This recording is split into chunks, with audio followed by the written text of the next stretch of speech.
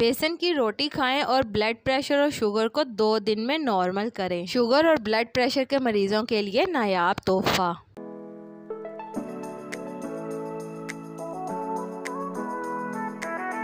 बिस्मिल्लाहिर्रहमानिर्रहीम। अस्सलामुअलैकुम जी, क्या हाल चाल है आपके? उम्मीद करती हूँ आप सब खैरियत से होंगे। अल्हम्दुलिल्लाह मैं भी ठीक हूँ। तो आज के इस वीडियो में मैं आपके साथ बहुत ही कमाल की रेसिपी शेयर कर रही हूँ। ये वीडियो खास उन लोगों के लिए है जिनको शुगर का मसला है। आप में से जिस किसी को भी शुगर का मसला है या फिर घर में कोई भी ऐसा शख्स मौजूद है जिसे शुगर है, तो वो फौरन अपनी रोटी तब्दील करे। दिन रात दवाइयाँ खाने से आपकी सेहत मजीद खराब होती जाएगी, इसलिए अपनी डाइट को चेंज करें और अपनी डाइट में रोज़ाना रोटी इस्तेमाल करें, वो भी बेसन की, और शुगर से छुटकारा पाएं। तो चलें जी शुरू करते हैं आज की इस मज़ेदार सी रेसिपी को बनाना।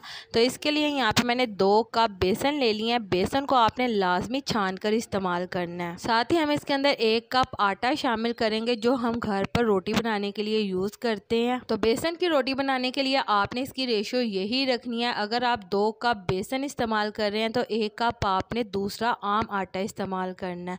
इससे ये रोटी बहुत ही परफेक्ट बनेगी। इसके बाद हम इसके अंदर 1 मीडियम साइज़ का प्याज बारीक बारीक चॉप किया हुआ शामिल करेंगे। बहुत ही बारीक आपने इसे कटिंग करना है। अगर प्याज मोटा होगा तो हमारी रोटी फटेगी, इसलिए आपने बारीक बारीक इसे चॉप करना है। इसके बाद हमने हरी मिर्चें ले लेनी है, उसे भी बारीक बारीक चॉप कर लेना है। हरी मिर्चें यहाँ पे मैंने 5 से 6 अदद ली थी, उसे बारीक चॉप किया है। हस्बे ज़रूरत हम इसके अंदर हरा धनिया शामिल कर देंगे और साथ ही इसके अंदर शामिल करेंगे खुश्क धनिया 1 टेबलस्पून। खुश्क धनिया को आपने अच्छी तरह से हाथों की मदद से क्रश करके इसके अंदर शामिल करना है। तो ये भी हमने इसके अंदर शामिल कर दिया है। साथ में यहाँ पे कुछ स्पाइसेस ले लेंगे। नमक 1/2 टीस्पून, सुर्ख मिर्च का पाउडर 1/2 टीस्पून, हल्दी पाउडर 1/2 टीस्पून, अजवाइन 2 चुटकी, जीरा 1/2 टीस्पून, खुश्क धनिया का पाउडर 1/2 टीस्पून और कुटी हुई चिली फ्लेक्स यहाँ पे मैंने ले ली है 1/2 टीस्पून। तो ये तमाम स्पाइसेस हम इसके अंदर ऐड कर देंगे। इसके बाद आपने इसे अच्छी तरह से पहले मिक्स कर लेना और मिक्स करके आपने इसके अंदर थोड़ा थोड़ा कर पानी शामिल करना है। एकदम से आपने सारा पानी नहीं शामिल करना, वरना आपका आटा पतला हो जाएगा। तो इसलिए आपने इसके अंदर थोड़ा थोड़ा कर पानी शामिल करना और इसे आपने गूंद लेना है।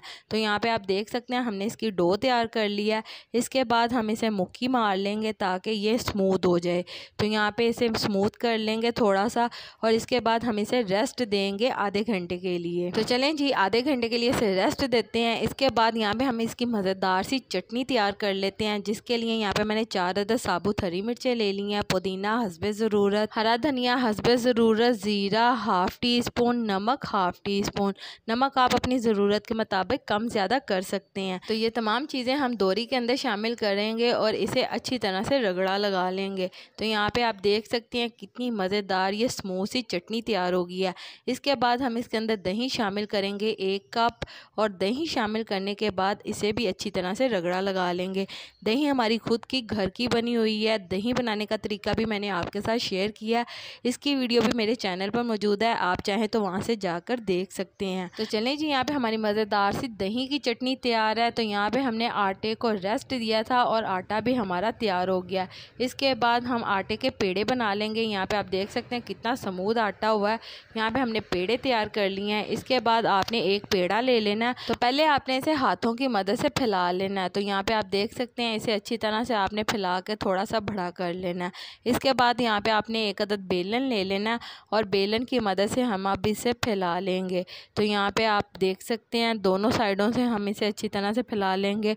और इसके बाद यहाँ पे हम तवा ले लेंगे। तवे को आपने पहले गर्म कर लेना और इसके बाद ये रोटी हम तवे के ऊपर डाल देंगे।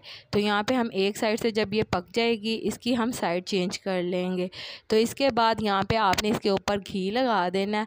आप चाहें तो इसके ऊपर देसी घी भी लगा सकते हैं। यहाँ पे मैं नॉर्मल घी जो घर पर यूज़ करते हैं डालडा, वो यूज़ कर रही हूँ। तो एक साइड पर डालडा घी लगाने के बाद हम इसकी साइड चेंज कर देंगे और घी लगाने के बाद हम इसे अच्छी तरह से सारी साइडों से हिलाते रहेंगे ताकि इसके ऊपर इक्वल कलर आए। तो यहाँ पे हम इसे साइडों से हिलाएंगे अच्छी तरह से और दूसरी साइड के ऊपर भी हम इसके ऊपर घी लगा लेंगे।